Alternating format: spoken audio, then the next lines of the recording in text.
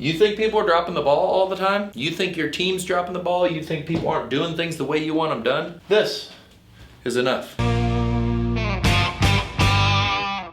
Hey everyone, today we get to talk about an exciting topic, and that is how to create systems in your lawn care and landscaping company.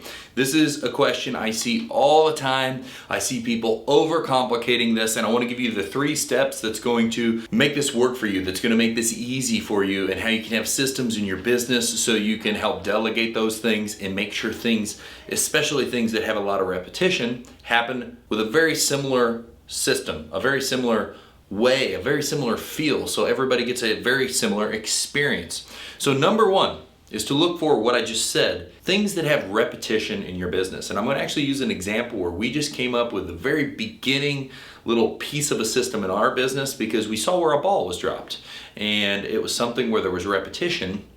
And we want to make that not happen. So first, you're going to look for areas of repetition. We're going to use this example from today. Today's example is when a lead comes into our system and we get an email on that. Well, one of our people was working on the estimate. They were trying to figure out some information. That email got left in said inbox instead of getting moved, and therefore someone else in the company saw it sitting there and they're like, hey, I'm going to hammer that estimate out. This is something that happens all the time. I think you would agree that everyone gets estimates all the time. There's repetition in here. How do we keep this flow of communication from happening? How do we set up something in the company? Well, that's where the system comes in. So we found the repetitive task that happens all the time, and now we need to come up with a system to fix that. And first, I like to start off with a really, really easy, just simple flow chart. Dry erase board. Best investment you'll ever make in your business, because step 2 is coming up with a flow of how this will work.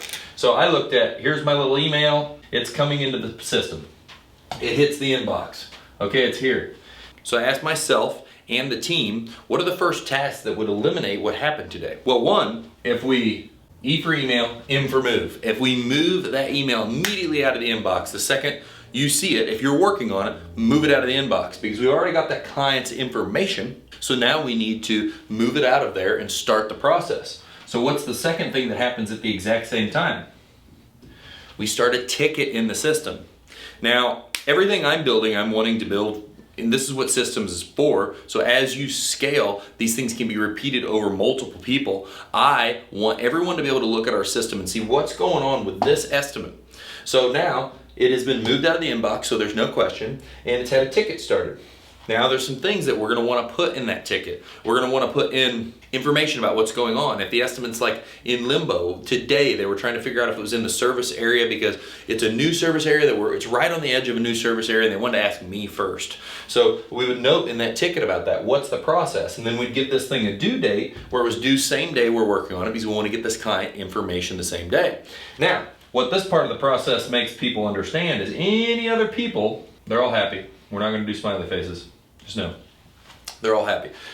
Call Boss, who we use to get in our system, add leads, answer calls, whatever, and then Illinois, they can go and look at this ticket if they see anything or if they got any questions. If this person calls, they know exactly what's going on. So now this is about as far as we got in my little flow chart, because I'm still kind of thinking that. Now I'm looking at like, what's the deal for setting up appointments and how this flows. So you build this little flow chart of how the steps are supposed to happen. Then you can share this flow chart with your team after you've built out one more thing, the 3rd step, which I'm going to tell you.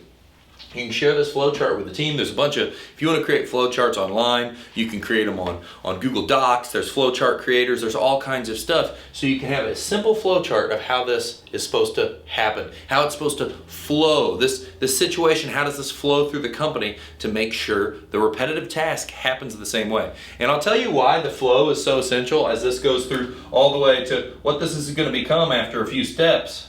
Sent estimate. SE, all my little abbreviations. So some other flows are going to happen, some other things, ticket, maybe some automations are going to go out, so on and so forth, an appointment. We're going to send out a team member. We're going to have this flow of how this flows through the company so it gets handled the same way every time. And what's awesome about that, as your company grows, this is what allows everyone to have a similar experience as a client. They don't come in and, well, this day, this gets handled a certain way and didn't get moved. So actually this person originally called me, but they didn't know the email is still in the inbox. Well, then a second person calls them and all these weird things. That's how you create this flow through the business of a certain situation where you want it to happen that way all the time.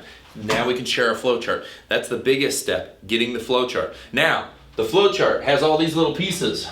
Your little abbreviations or descriptions aren't enough. So what goes along with this flow chart in my company? Now, and sometimes things are such a small task that they don't even need a flow chart, and they only need this second thing to truly be a system, or the beginning of a system, which is will all evolve. This will all become much different down the road. Maybe it'll be in a digital software to train new people, but like this is the beginnings of systems. You know, our companies are gonna scale, we're gonna take on new software, new things, but I want to show you how to do it right from the beginning. Now, next, the third piece of this is a checklist. You have a checklist with all your little tasks and what gets done in each, and how all these different things are supposed to happen. This checklist is for accountability.